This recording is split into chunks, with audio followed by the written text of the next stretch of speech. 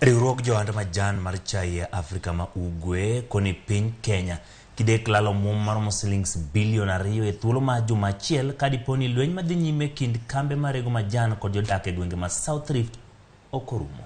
Jakom riwruogno Asa Sewe mane loso Mombasa koni moko kuom kembe marego majan osechako loro nikech luoro mar rochruok mag arita to chutho bang' lweny mane muoch ma jodak owango masinde mag ng'wedo chai magikoni omayo gi thuolo mag tije. Komachielo gikwayo jodak mondo mi oyiyo sir lwedo lony manyasani ma itiyogo e ng'wedo majan kitiyo gi masinde mikoni kawo thuolo mapiyo mikoni pod dhano ema tiyogo katend iata mogoyo tach boma Mombasa e riwruok maduong' e piny ngima matimo chumbu mano mar majan chai.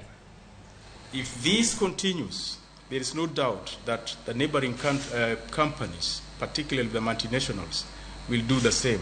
And when they do this, it will affect us greatly, not just where they are situated, that is Kericho and Bomet, but it will expand and affect the economy of Kenya as a country.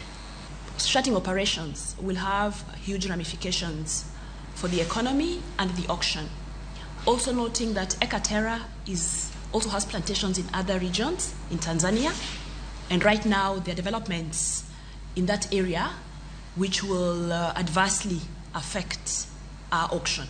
Because if this investor shuts operations in Kenya, they'll be looking at the other operations in Tanzania. And there are also possibilities of other emerging auction centers. And the Mombasa tea auction will lose.